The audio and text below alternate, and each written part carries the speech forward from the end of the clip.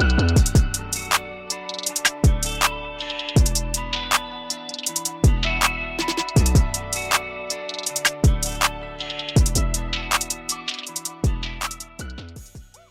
to the Perspective Podcast. Josue here. As you guys probably already know, I'm a fellow believer from the Democratic Republic of Congo. And yes, at times I preach, but we're never going to get into all that.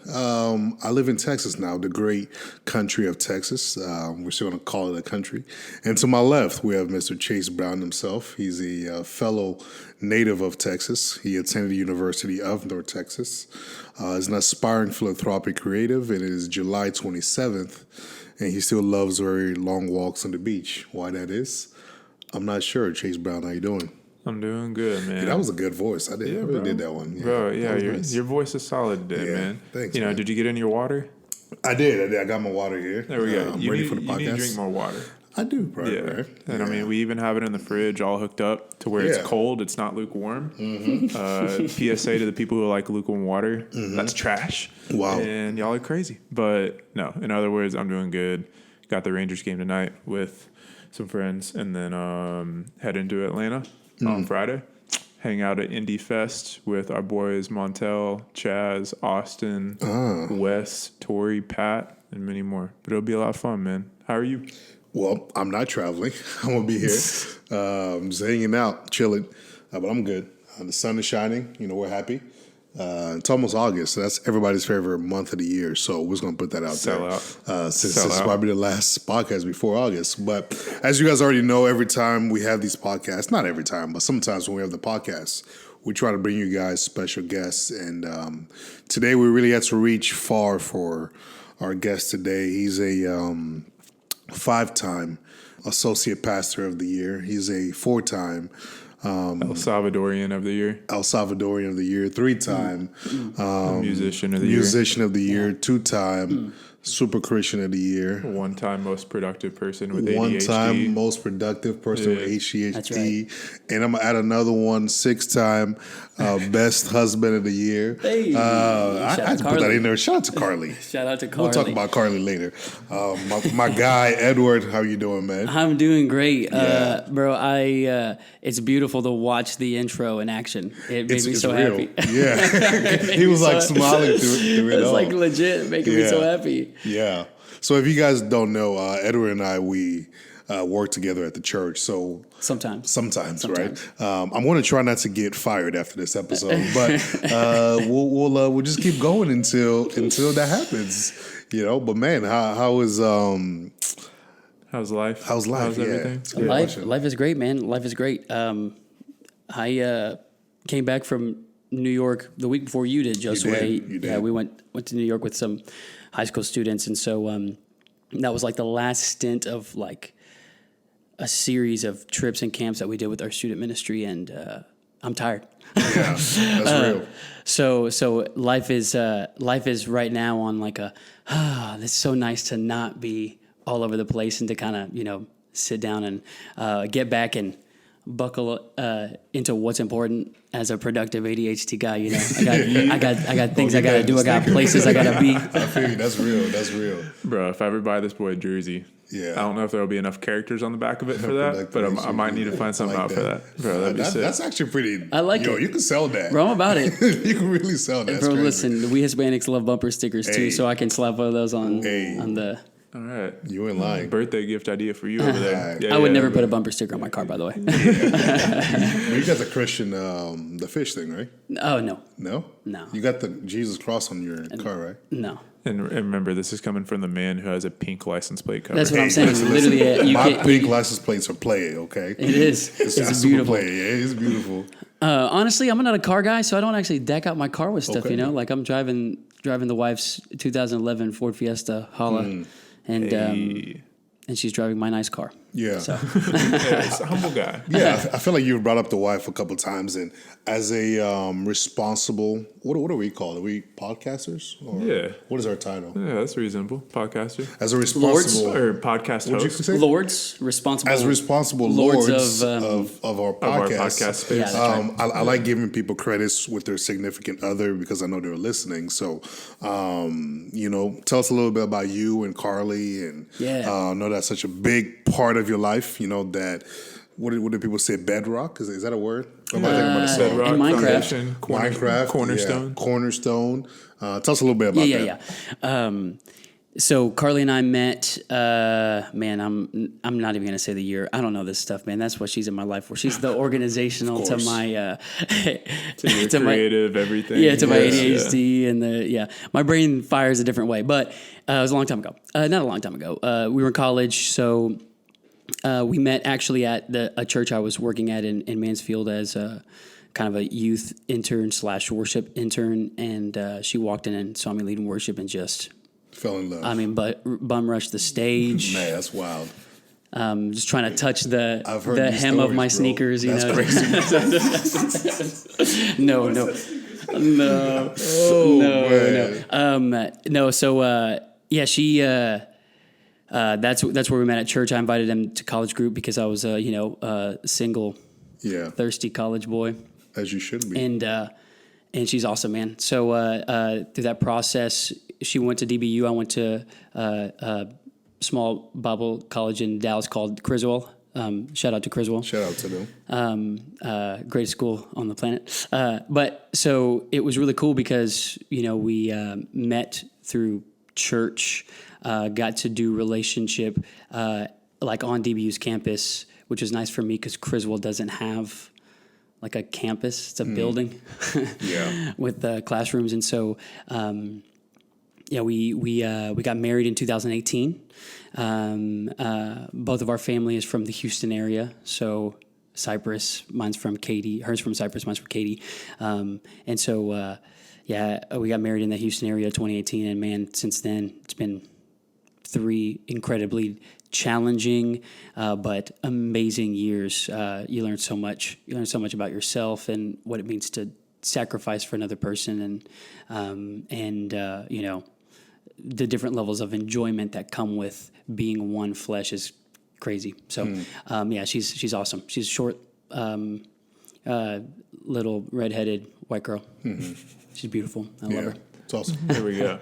So talk to us a little bit about, this wasn't planned, but I'm interested to still hear with it being brought up. What are some of the principles, or what are just some of the things that you think God's given you as, pursued her as you got married, and now as you balance, a marriage and job and creative expressions and all of that? What are some things God's given you to be able to balance all of that in the midst of, growing in marriage, growing in job, and being able to balance everything that you have stewardship over and responsibility over and all of that? That's a great question. Honestly, the funny thing about it is the first thing that comes to my mind is He's given me my wife. I'm not a balanced guy. I've been an extremes guy my whole life. Okay. If I love a passion, I'm going to dive headfirst into it. I'm the kind of guy that's always wanted to be an expert in everything that I touch or try. And I'm a multi-instrumentalist, so I couldn't just stick with one. I had to learn every single instrument. So, but she's very different than me. She's very cautious. She's not extroverted in the sense that she needs to be away from people and to hey, let me think about the affairs of my life and the things that are important to me and those kind of things, where I can get caught up in the buzz of, the action and the people and the stuff like that. And so she's been the biggest gift to bringing that type of balance to me, more than anything. So I promise I'm not just copping out here on the internet just saying I love my wife. She's everything to me. No, but it's super funny though, because Derek, probably a couple months ago at this point now, was basically just if you don't, if you want to have life go well for you, don't marry trash, so you don't have to submit to trash. Nice. And we got a lot of reactions for that. Nice. So funny. But no, I think it's true. It's great.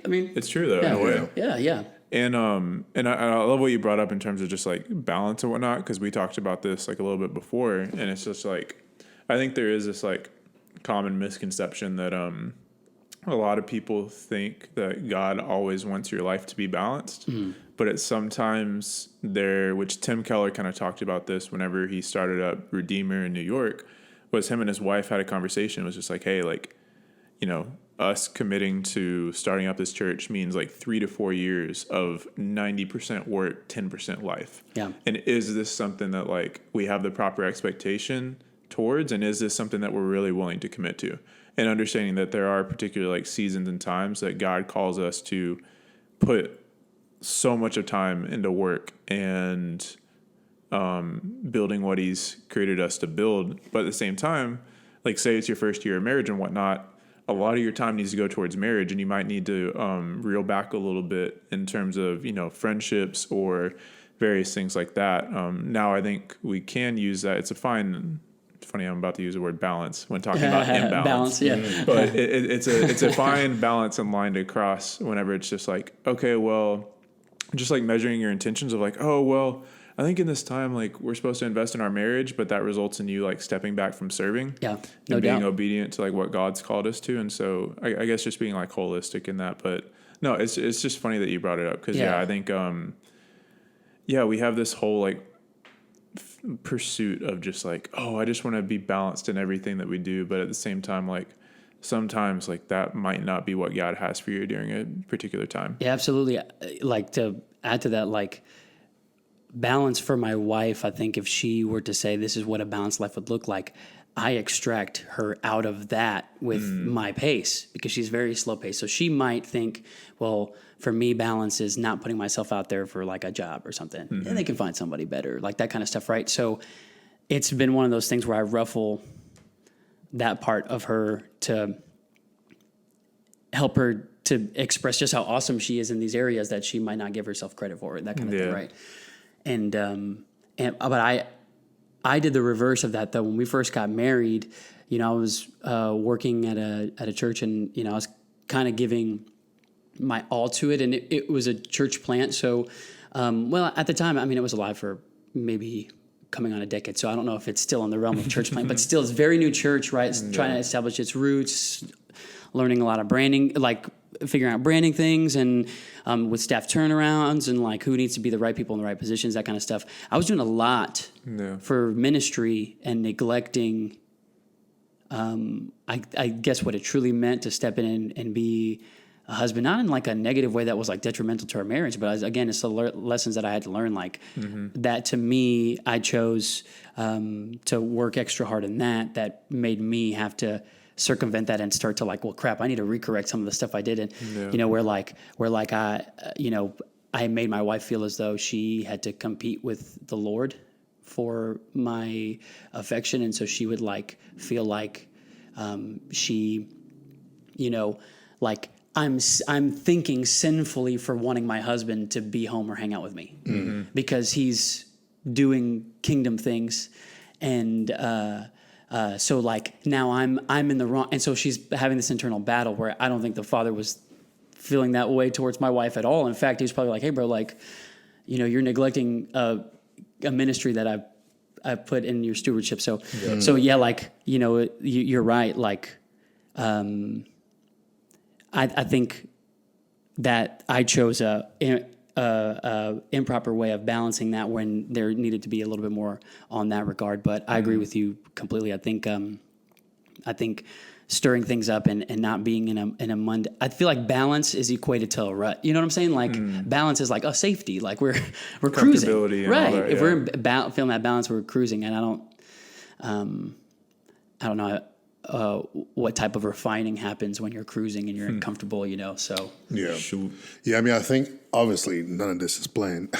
But, we think about brother. You hear that laugh, bro. You hear the laugh? I do, I love it. Brother Paul, he talks about, in his one area where he talks about relationships and datings in Corinthians 7, I believe. Yeah, chapter 7. He talks about what what we're talking about right now, where it's better to be single and do God's will, because it's like almost when you get married, your focus is on your wife or your husband and the Lord. So there's almost like this split. Yeah. Right. And so, but obviously get married if you want to get married. This is in my me saying you should shoot your shot or not get married or whatever. You guys get what I'm saying. Go read it. Yeah, anyway, so higher calling or something like that. I don't know, whatever. But whatever the Bible says. So to that point though about that reality of like, this is in the Bible, the reality of when you're married, your focus is like on two different things. Right. And God recognizes that, which is a crazy thing. So as you're talking, and saying that maybe her having this feeling of like, I have to compete, for him in ministry, whether that's how she felt or not, it's like, but that's something that God even recognizes, right? Which is, to me, is crazy to think about. As you're talking, I'm like, man, that's really crazy, especially for those that are really doing ministry. Right. You're in this position where you have to give, your all to something, but at the same time, like you say, you also have this other ministry, to your partner, which God has placed in your life. Right. I'm not really asking a question. I'm just more so just commentating. Yeah. I mean, I think it's good, again, this idea of imbalance. I don't know, it feels right the more we talk about it, because it's like, even the Bible expressing that we're supposed to give 100% to all things, right? For the sake of God getting glory in those things. And so balance equates, if I've got 5 things, I'm giving 20% to each of them. But if you got 5 things, the Lord wants you to give 100% to each of them. Yeah. You know what I'm saying? Yeah. So it's like the math doesn't add up. Like it has to be stretching. And that's where it's funny, because actually, like Pastor Preston at Gateway this weekend talked about it in terms of anointing and basically like what that means. And it's something that, like, gifting is something where you just have like this inherent, just almost like natural ability to just like do something well that like God kind of gave you. But like an anointing is basically just like unique filling of the Spirit to do something that is like beyond your natural ability. And I think something that's in being able to be obedient to all of these different like responsibilities and like callings that God's placed on us, whether it's ministry, whether it's being a husband, whether it's being a parent, whether it's being like a son, like all of these various things. It's something that, like, again, going towards your point of like the math doesn't add up, is like, and it's a cliche answer, but I mean, we know it's the truth, is like, it genuinely can only be a thing if we live like according to the Spirit. Right. And honor the Father in the way that we're doing that, and follow the principles that He set forth, but also just like be willing to like listen to the Spirit in the moment and adjust things on the fly.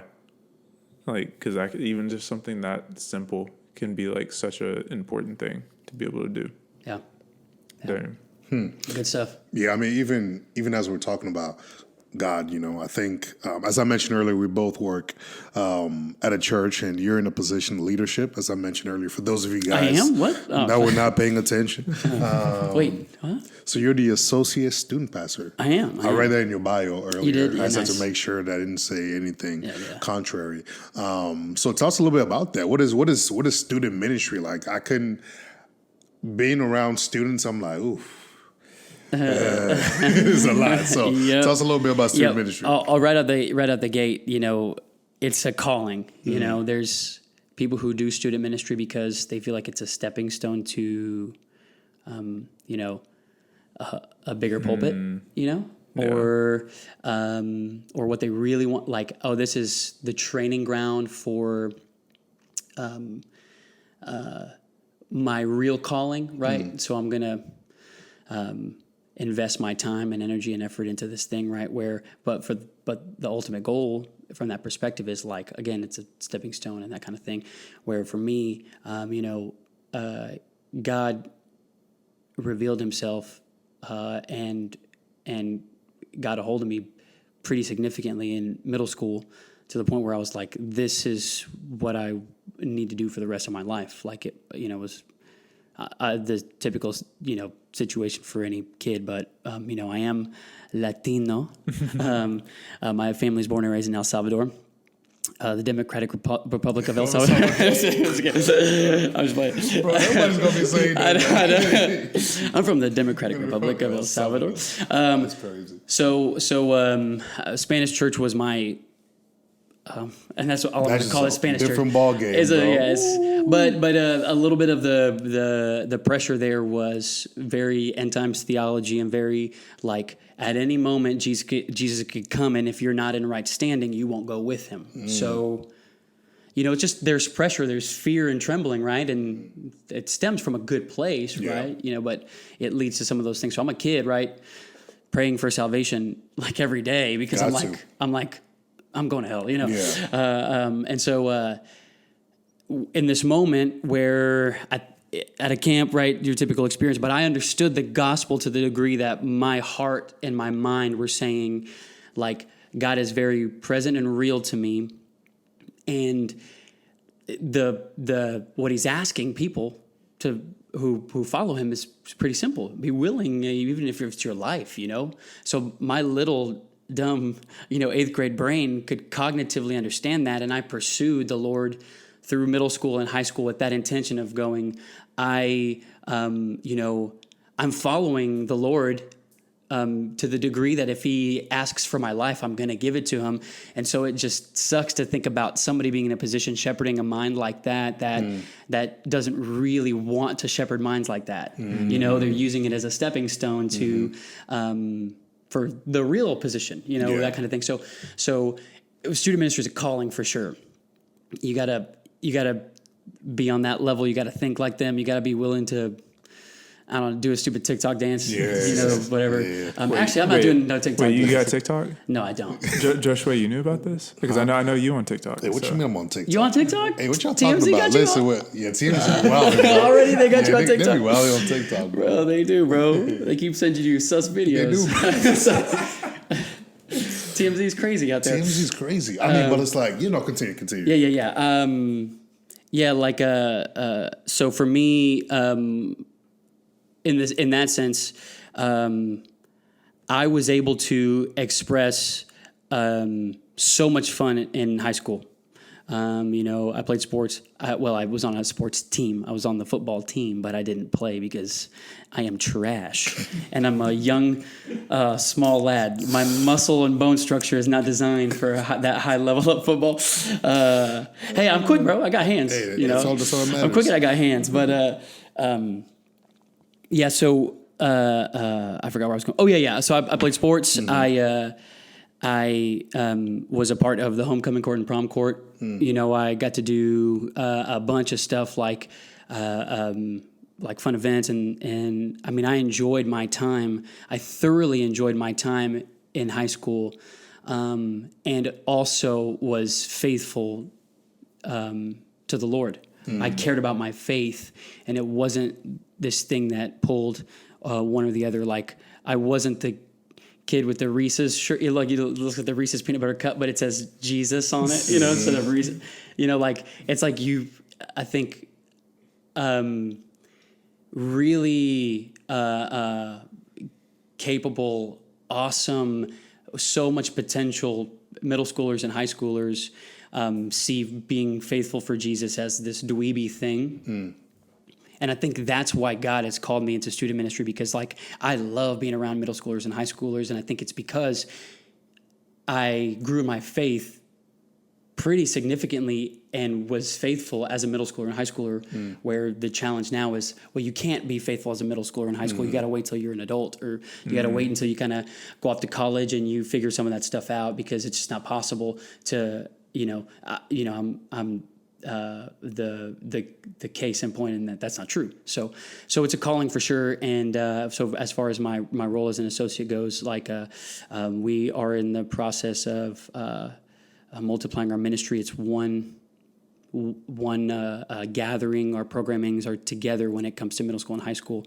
So my role is I do a lot of pouring into and setting up leaders, because we believe in a model that me, Johnny, and the rest of our student staff can't be the only ones who are the pastors of potentially hundreds of kids, right?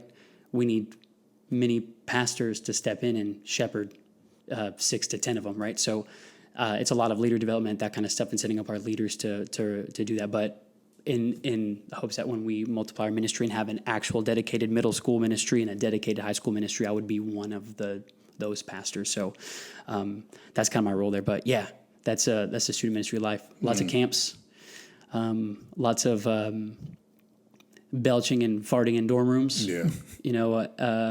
With middle schoolers. Yeah. Lots of I'm gonna stop myself. Yeah. Quality control.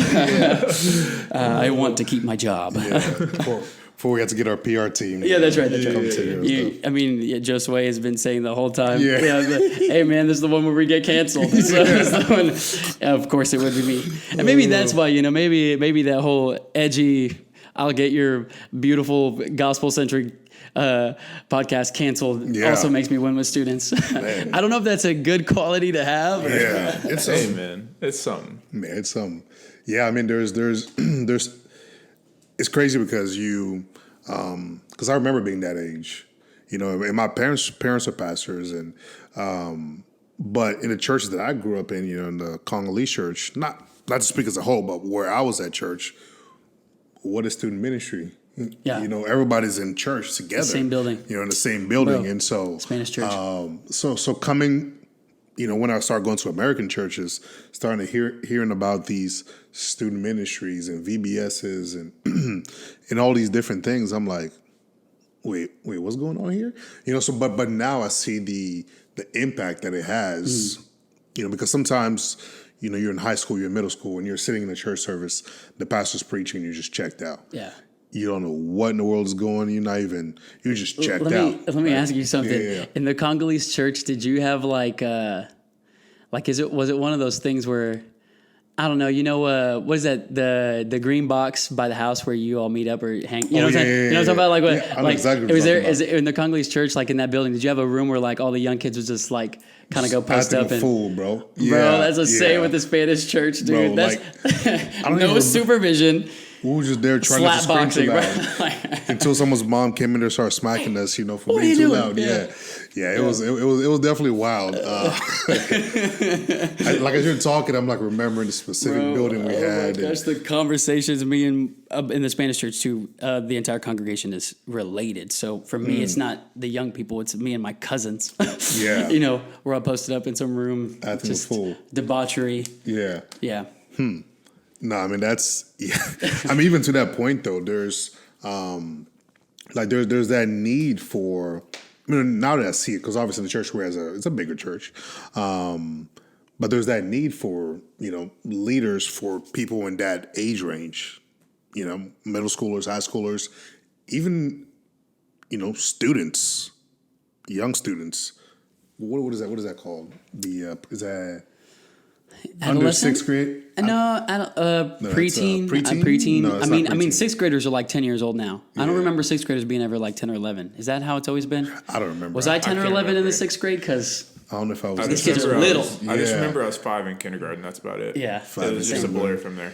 Yeah, I just remember being after high school. But anyways, our church specifically, right? There's those kids, however old or young or big they are, and then you have the middle schoolers and high schoolers, and there's so many leaders that are involved with this. So I guess my question even then is, there's such a model for discipleship, and it even starts. I was blown away, when I started working there, seeing students disciple other students. Yeah. Talk to us a little bit about that and why that's such an important thing.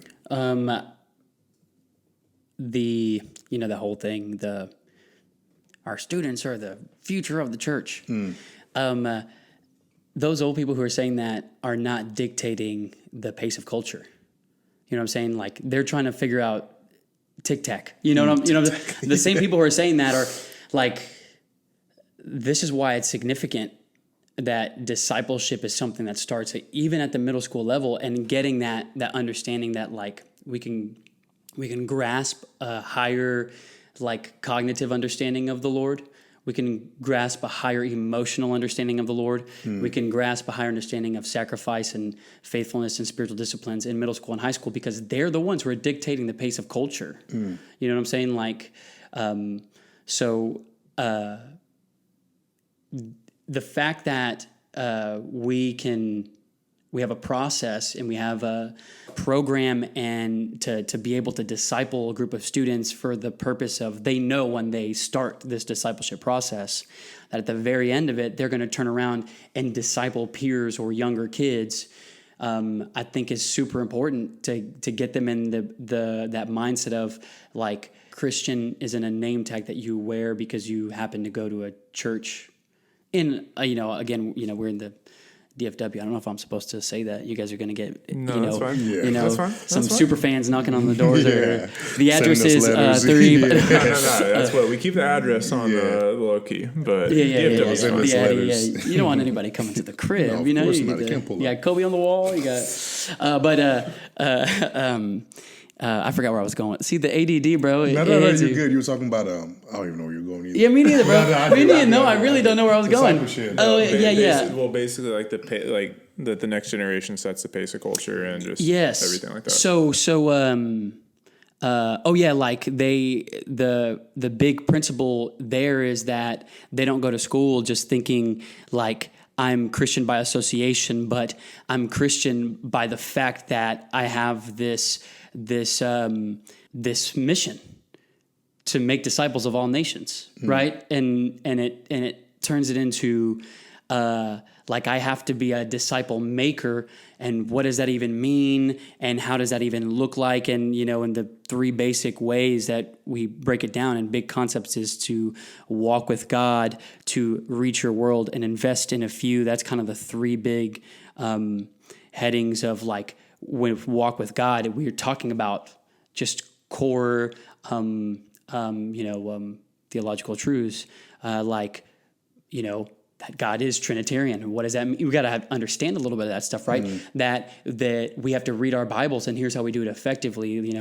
Our pastor, Pastor Craig, beautifully, like it's the best acrostic for, there's so many acrostics for reading your Bible. You do it, you follow these letters, but the way that he does it, using the word listen, and connected to, I can't believe I forgot the address, but it's my sheep listen to my voice. I know them and they follow me, right? This is, I think it's Isaiah. My sheep listen to my voice. I know them and they follow me. And so for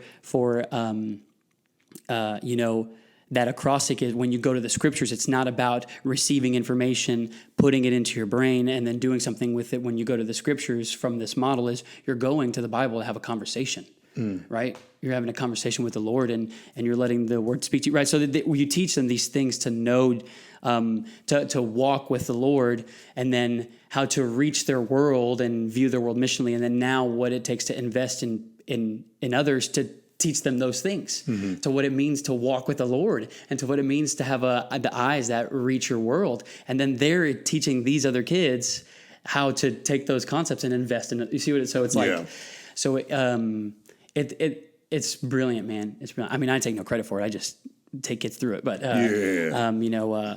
so that's a big deal, right? Again, in the Spanish church, bro, where we're in those rooms, slap boxing each other and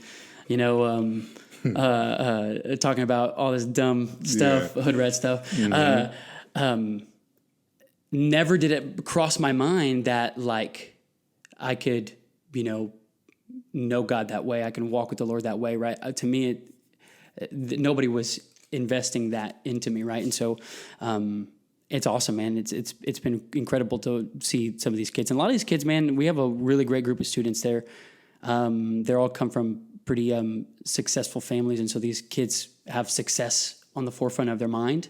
And so it's awesome to see the track that they're on that it has to do with like hard work, success, that kind of stuff, be shifted in a way where they go, this track is still what I'm on, because for some of them, it's what they've been put on this planet to do, but they're doing it through the lens of the gospel now, and that, I'm a world changer, right? And so there's another reality and another world and another citizenship that I have to show people that they can have access to, right? So it's really cool, man. It's wild, because literally there's 13-year-old kids who they know the word of God, man, and they're taking other kids and showing them why they know the word of God from their perspective, right? It's cool to see that, from their perspective and their view on the world, to go, this is how you walk with Jesus, and so it's cool. Yeah, and it's something where I don't think I told you this, but I mean, I grew up in Colleyville, Oh, yeah, awesome. I grew up in... See, you're over here dropping all the locations, bro. Hey, no, You guys have super fans. Here's the thing. Bro, listen. Here's the thing. I'm not saying where we are related to Colleyville right now. Right. And that is for a very particular reason. It did take me 6 hours to get here from Colleyville. Yeah. Blame Josue in the directions. Google Maps.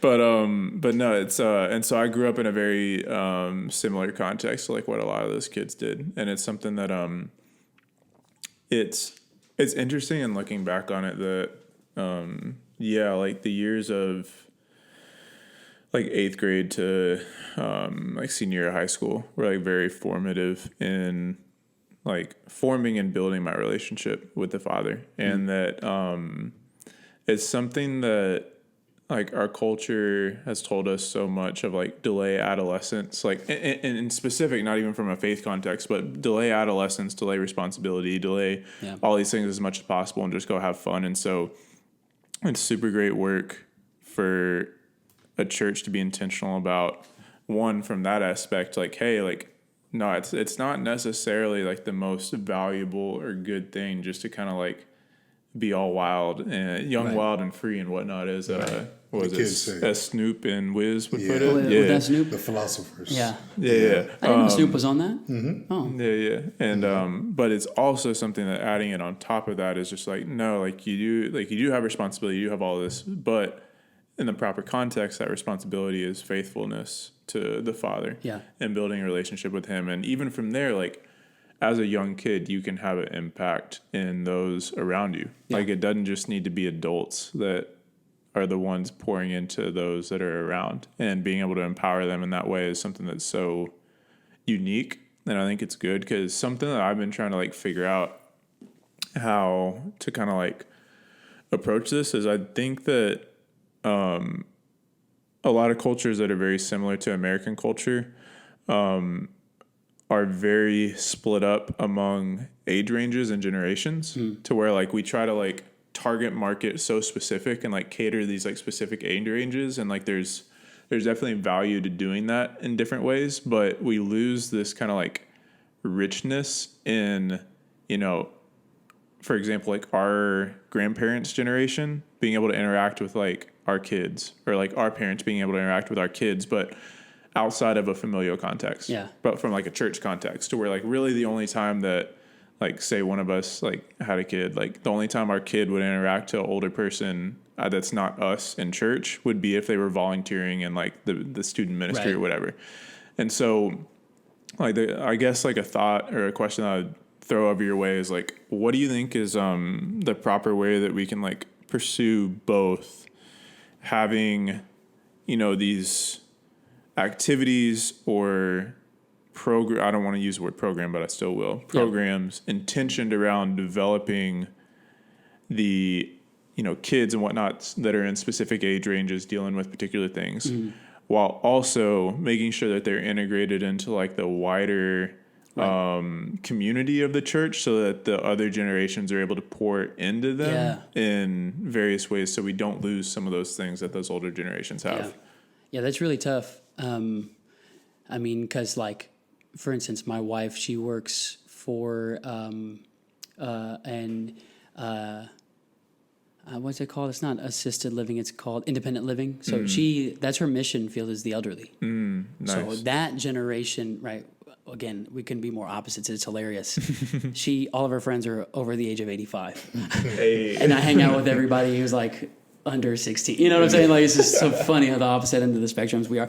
But so I've seen from her firsthand the beauty of connecting those generational gaps. I think that's the tough thing, specifically with students, is they don't care. Yeah. You know, they don't want to be with anybody who isn't just like them. So we have leaders who pour into our students from various age ranges. Some of our leaders are already grandparents. They're like young grandparents, but they're grandparents. Yep. And we have some who are college kids, and some of our college kids seem to connect better. But yeah, that's the thing. I think if you intentionally open the doors of your student ministry and recruit and look for and ask from different areas of generations and cultures and that kind of stuff. Because I think too, it also has to be culturally right. Like I love getting to throw in my I guess what I was gonna say.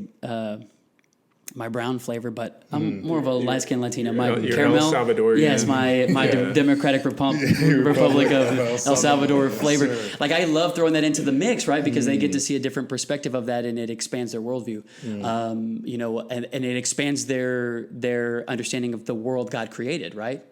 Because I come from a totally different place than they do, but the same thing so would with the other generation. So I think that's the thing is like sometimes we assume that students only want to be poured into by college age kids because they get the most immediate I guess win, Yeah. College age guys and girls usually get especially the college age girls, our boys are like, we love when college girls serve. Yeah. But actually no, that's the same vice versa. Some of those girls, they're, the tricky thing there is that it's funny. It's like in a, dude, this is hilarious. It's like in a maybe more middle school girl's mind. They think they actually have a chance. When I was swooning over every college girl when I was in high school that served in our ministry, I knew I didn't have a chance. Yeah. It's like a celebrity walking by and I go, "Hey, will you marry me?" Obviously you won't because you're a celebrity, right? Like if J-Lo walked by, I don't know, whatever. I heard she's recently single. She is A-Rod. Anyways, continue. Sorry, that was totally. You gonna try to hit her up? No, that's totally out of bounds. She's like 52, goodness. Right? She 52. Hey. That's totally out of bounds. Yeah, I'm about to be 29. You know what I'm saying? All right, let's not use this podcast to shoot your shot with J-Lo. I know. Let's get back to the Nobody topic shared at hand. this with her. Nobody shared this with her. I know. Well, she's one of y'all's number one She fans. definitely is, So, but yeah, that's the funny thing. Again, the stupid side tangent, but girl students will actually believe they have a chance. You know what I'm saying? It's hilarious. It was so funny, bro. We were doing this this event for incoming sixth graders. So this year we promoted our fifth graders to come into sixth grade early, so they can go to camp with us and stuff like that. So they haven't started a day in sixth grade yet, but that way it's not like they come into the ministry when sixth grade starts and not have been a part of the inside jokes and the camaraderie that happened at camp, right? Yeah. They were there, right? So it builds that momentum. But so we go to this dumb little water park close to where we are, and it's got this lazy river. So it's about time to go, and so I'm standing at the edge of the water, and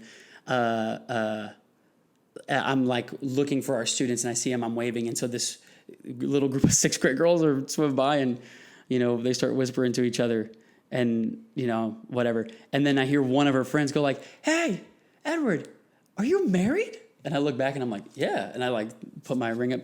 And the other little girl, on behalf of who she was talking to, was like, "Wait, what? How old are you?" And I was like, "I'm 26." And she's screaming like I just ruined her life. Oh no, he's too old for me. I'm like, bro, what is your what? You know what I'm saying? That cracks me up, bro. Anyways, that's a side tangent. I'll never understand the girl brain, but I don't know what happened in that girl's mind to think you know what? It could happen. No, no, it can't. It literally can't. Yeah, literally, right? I'm 40 years older than you, bro. Yeah. I think all that to say, coming back to the question at hand. Thing, yeah, we gotta. I think you have to pursue people of different demographics and generations because I think they assume that they're not wanted. You know what I'm saying? Yeah. I think somebody who would be 75 would be assumed, no, you don't want me as a leader, but telling them we do would make the difference because they probably step in and serve and be around there. So yeah. So what do you say then to the to somebody that's listening, whether a parent or a sibling, they have somebody within that age range that we're kind of discussing, that middle school, high school, whether their brother, their sister, their child is, kind of far from the Lord or maybe struggling, in school right now with their faith. And like you were talking about earlier, I mean, I kind of accepted Jesus in my life, but it's this name tag that I have, but I'm still kind of doing me because, I'm young, so I got to do me. So what's the word of encouragement you would give to that person listening? Yeah. For right. whomever. Right. I mean, biggest encouragement is that the pressure isn't on them to draw their son, their daughter, their grandkid, or whoever in relation to. It's not, the pressure isn't like they're not the ones who ultimately can bring them closer to the Lord. Only He can, right? So praying is the biggest thing you can do, is asking, on your knees for the Lord to draw them near, and like really praying in faith, knowing that God can do it, right? And so I've seen it happen a billion times. It's what happened with my dad. Like my dad was not a very godly person, even when we were young kids. But seeing me and my brother, because my brother also had this epiphany and this pull to ministry about the same time I did. It was just in two different routes. It was really interesting. But our parents started to become more in love with Jesus, I think, because they were seeing like what the heck is going on, and they're right. So they're experiencing the Lord that way. So God is the one who's going to draw them by whatever means. So the first thing is pray. The other thing, though, is specifically for parents, for us, and kind of the way we believe as far as youth ministry strategy goes. Because I don't want to say, make them go to church. Yes, if you can get them to go to church, you want to put them in front of gospel preaching. You want to put them in front of people who love Jesus. You want to put them in front of those kind of situations so that they can kind of see, right? And God can use people to do what He's going to do. But one of the big things that we believe specifically for parents is that parents are the ones who are the primary disciplers of their kids. So again, not to say that the pressure is on them to draw them near to Jesus, but the responsibility has been given to them by the Lord because their kids don't belong to them. They belong to the Lord. But he gave them to these parents to tend and watch over and to care for. So the responsibility is on them to at least try to present them with the goodness of the Lord so that they can taste and see that He's good, right? So the pressure isn't on you to radically save your kid. That pressure is on God, and we can trust that He's going to do that because He's the God of miracles, right? But the responsibility is on the parent to have a reality of discipleship that teaching your children what it means to walk with God, teaching your children what it means to reach your world, and teaching your children that you've got to invest in others. Well, again, aside from our Grow series and that kind of stuff, seriously, like those elements and those principles, and so the answer isn't drag your kid to church and hope that the pastor saves them. It's make Jesus real and present in your home, and then pray. Yeah. That would be my encouragement there. Yeah, man, that's super good because I think a lot of us in a lot of different situations can like carry the weight of the world on like our shoulders in a way, and I mean. None of us, because you don't have a kid yet, right? No. So I mean, none of us here are parents yet, but I think like we can. I got a dog, big one. I think we can already imagine just like the pressure that like we're gonna be tempted to put on ourselves. I think would be the way to put it, and especially growing up, or I should say, not growing up, being in a like ministry context now, and our kids growing up within that context is something where it'll be interesting for us to kind of learn, what it's like to let our kids go on their own journey with the Father, but at the same time making sure that like the opportunities for them to meet Him will be there, right? And so it'll be interesting. Yeah. I literally forgot what I was gonna say. I got distracted by some thunder. No, I got you. I'm like, thunder's going crazy right now. Listen, I gave all of my focus and energy to work today. You guys caught me at like the decompressing of my brain. All the ADHD people in the comments were like, "Hey, there he goes." Yeah, this is good. I mean, I think a couple of times we've mentioned, you being Latino and all that great stuff. Great stuff. Great stuff. So the only other, family that I know from El Salvador, great people.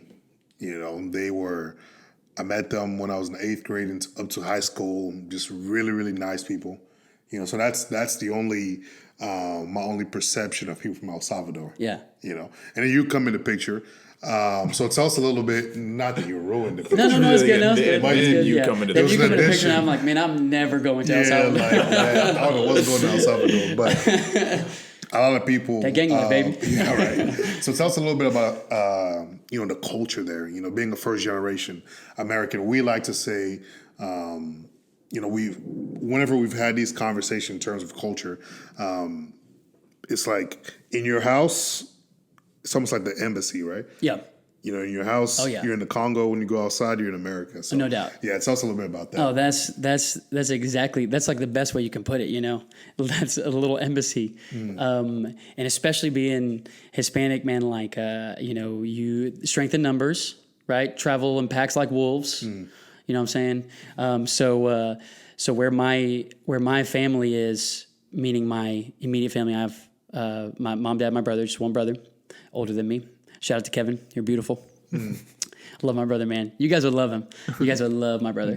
But it's not just that, right? Which is really interesting. It's that plus my cousin who is like basically a next door neighbor on one side. And then our other cousin who lives on the other side. And then right around the street is my aunt and uncle, who my uncle is the pastor of the church. And and then we have like over here is a house of people who I think are related to me. I think they're... My mom's sister married my uncle, and it's his sister's nephew. So it's like not blood related, but because of, it's like, it's wild, bro. So our embassy is like 40 or 50 people, So I think that's one of the most unique things, because I think we were talking about it earlier too, about like integrating. Joshua's over here moving. He's making noise. Today, He's tapping on the table and throwing the mic at the wall. I know, dude. But like integrating cultures. People who come to America integrating to into the kind of the flow of American culture and lifestyle and those understandings. At least for my family, from my perspective, I've seen it also. So I'm not speaking for every Hispanic in the world, but I've seen it prevalent in my family and in other families and friends' families. Is there's no need to integrate at all, because you have a little slice of El Salvador right there, right? Like you don't need to really learn to even communicate with people. That's what you have kids for. That's what my kids go to American school for. So that when we go to Chili's, I can point to the menu and stick it in the face of my son, and he tells the waiter when I'm like, Dad, you know how to read English, bro? They don't want to do it, Dad. But oh man, actually, my dad is more silly goosey, so he'll try to banter with the waiter, and then at that point I'm like, I got it, bro. I got it. You can calm down. But so that's that interesting thing about that integrating or whatever. So I've for sure, I don't know why, but I have no accent. At home, my language of origin is Spanish. At home, we speak Spanish. Like my parents throw in English and stuff like that there, because it's fun and stuff like that. And I'll talk to my dad in English and he'll talk back in English, when we're being silly. But when we're actually conversing or talking about something serious or, that kind of stuff, it's all in Spanish.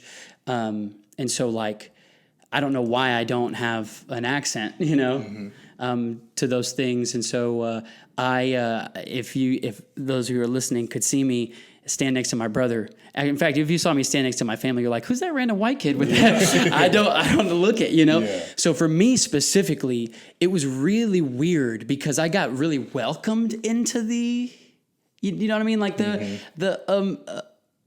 flow of American, and I'm cool with it. I'm American. I was born in New York, Uniondale. Shout out to the ghetto, baby, Long Island. But it was weird because it felt like I fit in with the American flow of things because I don't have that darker pigment. I'm thinner and taller, than my dad is short and stocky, my brother's, he's jacked. He's actually getting pudgy now. So Kevin, if you're listening to this, get on the treadmill. I know, sheesh.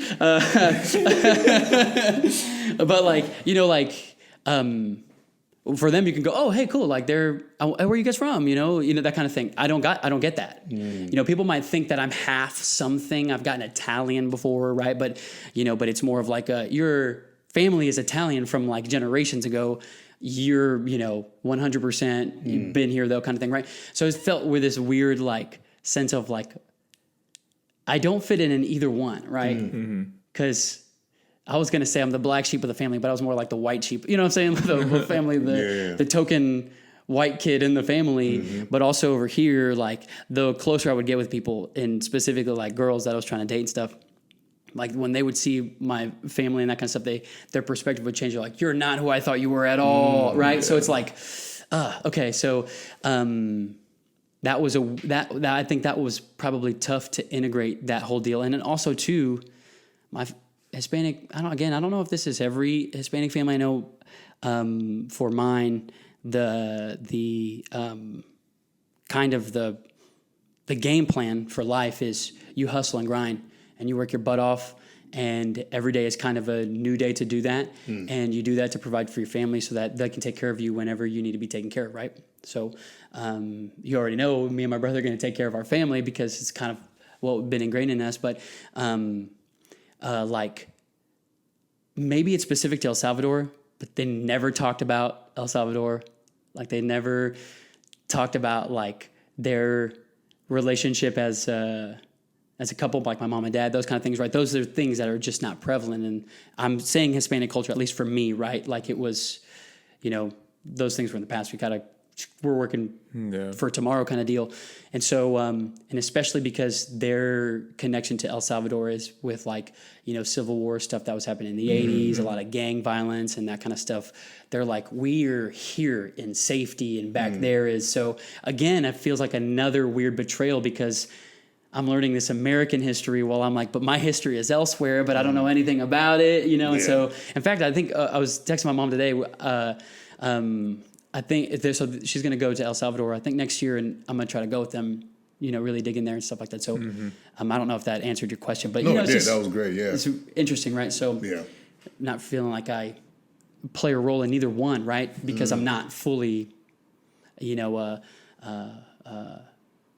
being American is different, right? So yeah, it's interesting because I don't know if we've talked with someone before that was able to bring up kind of that like not feeling like they can fit into like either bucket kind of topic, and it's something that like for example, a lot of our friends that are in like Christian music feel something similar, but in music, right? Where it's like they're Christian artists that are creating things, but at the same time, like Lecrae talks a lot about this, and then some others where it's like, I feel led to like make this kind of music and in this kind of way, and therefore it's like the Christian people don't really accept me, and like the secular people don't really accept me, and it's super interesting to like go about that and pursue that in like a faithful way. And I think especially like from a cultural standpoint, because it's a unique dynamic, especially whenever even if you would have, which it looks like you do, like the desire to learn a little bit more about your culture, to be able to like honor and preserve like the positive parts of that culture, right? Where it's something that it's almost like traumatic for like your parents to kind of think about it. And it's something where like they have that kind of resolve, as you said, of like, hey, like I kind of just like want to move on in a way, and fully assimilate and integrate here, which I would think like a lot of refugees have that, right, in a way. And like I wonder if that is like a factor that goes into like whenever people just kind of like abandon like their culture in a way, where it's just like like it's just bad memories whenever I bring up like whenever I think about something. Because for any of us, whenever something is like a bad memory, we just try to like distance ourselves from it and like those times, those memories, and not think about it. Right. And so it's interesting. Something we would ask, because we only have about 10 minutes or so here, is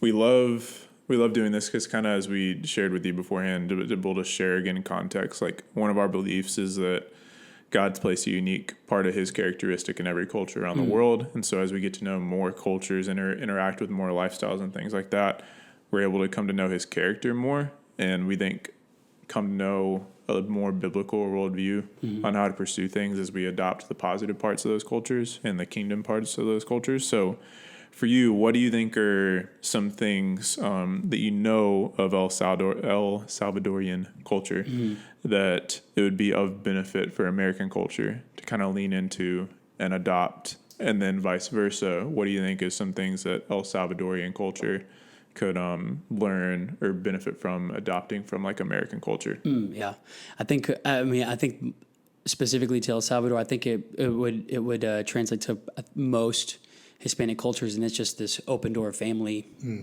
kind of policy. You know, like I said, I grew up on a daily basis seeing all of my cousins, and my wife has great memories with her cousins, right? But it's like at family gatherings or reason, right? There had to be a reason on a calendar to see your family.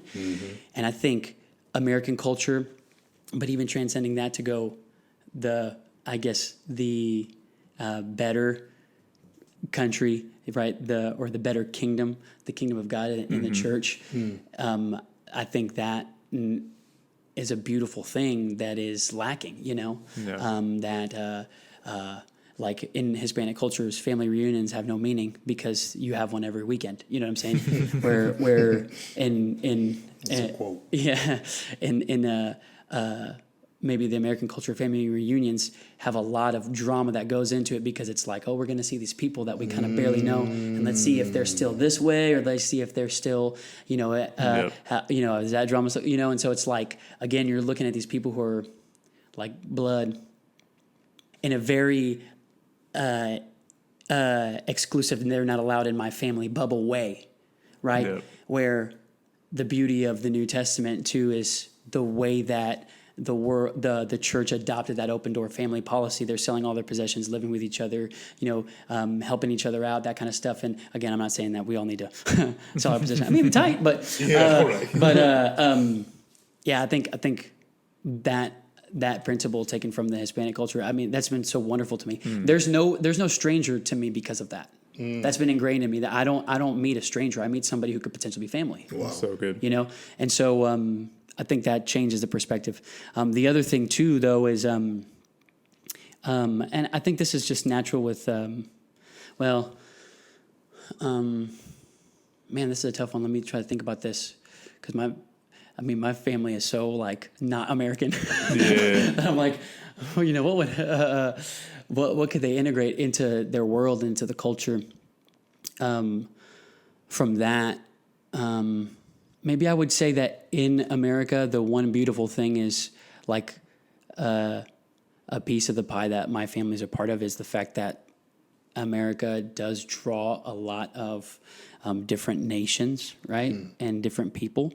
And even in the Hispanic culture, now again, my family weren't waving around the Salvadorian flag everywhere. Like I have some Mexican brothers and sisters that like we go to their house and they're rolling in the Mexico memorabilia. They're proud to be Mexican, right? Panamanian. One of my brother's best friends. We call him our cousin. They're from Panama, right? There's all of this stuff. That wasn't necessarily the same case for us, and I don't know if it's because of specifically my parents. Bent towards El Salvador and their experience there. And again, it is a dangerous place. Has been becoming less dangerous. But one thing specifically for my family, and I think also all other Hispanic cultures, is even within Spanish-speaking countries, they just have bad things to say about the other Spanish-speaking countries. Oh, our neighbors are Colombian, right? It's like, these things where it's like, bro, we're the same basically. Right? There's differences for sure. There's historical differences. There's food culinary differences, right? There's a lot of stuff like that. But I think one thing that especially coming from a place like Houston that's so diverse, that I'm sitting in a classroom with so many different people on the same playing field, that I think for Hispanic culture is like, if you're not Salvadorian or if you're not part of my family, you're not allowed in the bubble. So that's where that deconstructs, right? So the same thing that would be beautiful for us to have is the same thing that's kind of my thought, is just more open-mindedness to the stuff like this. And what this podcast stands for is like, the differences in culture and kind of, the unique piece of, godliness that was created in each of those. So, man, it's a great question. Yeah, bro. We appreciate that. And dude, that, I'll say that stranger comment. That hit. Yeah. I might have to listen to that again. Yeah. Cause it's something that I came across a few years ago. Basically this idea of like just realizing the importance of just like how we treat strangers. And it's in like Genesis 18, where like the three visitors come to Abraham and Sarah and they show them hospitality rather than seeing them as like threats or just unknown. And so and even from there you can draw this whole symbolism of like how you treat strangers is how you should treat the unknown, is like from a abstract sense of like the things that you don't know, you should like welcome it in a way and welcome the uncomfortability. Yeah, and I heard a story about a guy. He was in the Middle East. There was a group of them. There was like 50 of them, Christians, walking around the Middle East, and they went to this Muslim family. And obviously, your mind already goes a certain way, like whatever's going to happen. No, they were there in the Middle East, and they go to this family, and this family accepted every single one of them. Was showing that hospitality, and they brought them teas or whatever they drink over there, coffee, I guess. And they brought them, I was about to say crumpets, but I think that's the right place. They brought them Biscuits. coffee, biscuits, right? Cheeseburgers. Quesadillas. But they brought them, coffee and bread, and it's just, there's something about hospitality that I feel like really can break down a lot of different things. Yeah. When you show your neighbor hospitality and in that kind of way, I feel like it's really impactful. But yeah, I really love that because of the way, like you said, because of the way you grew up, nobody's a stranger to you anymore. Right. I thought that really stood out to me. I was like, because I grew up here coming to America, similar to what you were saying. A lot of my friends were from all over the place. Yeah. So because of that, I can talk to a whole bunch of different people. Whereas I know some of my people within my culture, they just kind of stayed within the culture. And so sometimes there's a lack of understanding when it comes to dealing with other people. So I love that you made that point. But just for me, my last question before Chase closes us out. And I know this is something that we kind of share a passion for. It's going to be a very deep question. Mm-hmm. So anyways, so who's the best comedian alive? This is a no-brainer. Hands down. The greatest of all time. Dave Chappelle. The GOAT. The GOAT. Dave Chappelle. I agree. The GOAT. I agree. There's not much to be said. Yeah. I was waiting for it because when you told me, hey, you want to be on the podcast? We can talk about Brother Dave. I said, I would love to talk about Brother Dave. Yeah. Man's a poet. He is a poet. He's a legend. One more question. There was like a 3-second pause. We'll leave it there.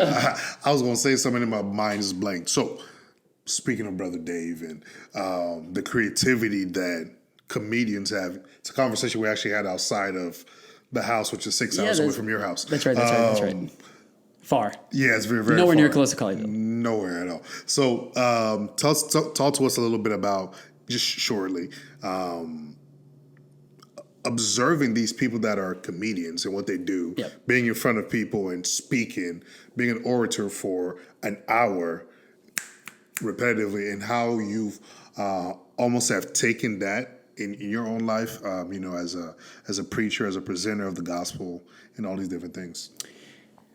Yeah, I mean, one thing, especially with Brother Dave, I don't know, like the art of, again, I am a creative, and so like the intentionality that goes into like the presentation of the stuff, right? Like he's super creative, and it's the pauses and like, the punchlines and those kind of things. And I think, really great comedians show that it's intentional. Like they put time and work into it for that reason. So I guess, I mean, and that way that's maybe like, I can admire that, but I don't want to say that in the sense that like, if I'm ever communicating the gospel to a group of people, or I'm opening Punchlines. oh yeah. Well, I mean, I'll throw some punchlines in there. I'm a down for a silly goose time. Yeah. You know, I'm saying more so of like, you know, I don't want to communicate in the form of an act, right? For sure. But I will say, like, maybe specifically someone like Dave Chappelle is, you know, he has this, and this is a buzzword. I mean, I hate buzzwords, but I got to say it because I don't have another way. It's a sense of like authenticity kind of too. You know what I'm saying? Like he talks about things that bug him, and you know, and it's not he's not pandering. Yeah, exactly. Yeah. You know, and he's not following this flow of like, oh, these are the things that are funny right nowadays, and it's like, you know, if he has an opinion on something, he's gonna like share it because it's authentically him and he's showing him. But I think he's just a different kind of, you know, guy, like I don't know, I get like Shakespeare vibes, you know, like somebody who writes something and it just like, it sticks in history because they're just unique, and that's just him. It'd be awesome if he became a Christian. How tight would that be? Yeah. You know, if he, you know, really understood the gospel of Jesus Christ, that'd be sick. But like, I think that's one of the biggest things is like, man, that aspect of it is what makes him stand out to me as other comedians and go, man, that guy has something to say that I need to listen to. I feel like is that not pandering, that authenticity. And I think that like, again, like, I don't want to like, oh, what is, you know, I need to do the Matt Chandler hands when I preach because Matt Chandler's a good, right? Or like something like that, right? That the word of God is good. It is so dang good, and it's good enough to captivate and change people on its own. And so if we come to it with our authenticity, I think God helps illuminate it in people's minds and hearts, like in a unique way, because we become relatable, or we become like, you know, in that sense. So, man, that's super admirable, you know, I think about that. And so, yeah. Dang, that's good, man. Yeah, what an interesting question to end on, Brother Dave. I hope he hears this. Yeah, I like that one, man. Dude, well, thanks for coming on, man. Absolutely. Thanks for having me, fellas. We know, you're a little drained from the day, so thanks for spending some energy with us. And hey, man, you kept on task. Yeah. Solid, subtly. I mean, kind of, right? Nah, those tangents were all good. They were gold. They were gold, man. Good. But yeah, definitely keep on with what you're doing, man. Like, student ministry is something that's special. So you stepping into that, man, is a bold move, and you're especially gifted for it. So keep it going, man. It's going to be a lot of fun, and we'll have you over here again soon. I love that. So that'll be fun, man. You got any last things? That's it, man. Make sure you're tithing, right? Let's go. Send your tithe. Shout out 10%. Yeah, that's 10%. Yeah. Or 50%. What?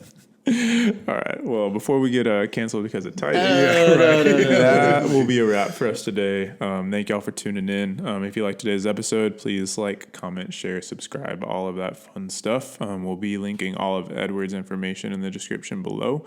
If you want us to, check out his stuff, support the church, everything that he's doing, volunteer maybe, who knows? Hey. All of our information will be in the description below. Also, if you want to support us, the outreaches, the podcast, all that fun stuff. So until next time, y'all, much love and God bless.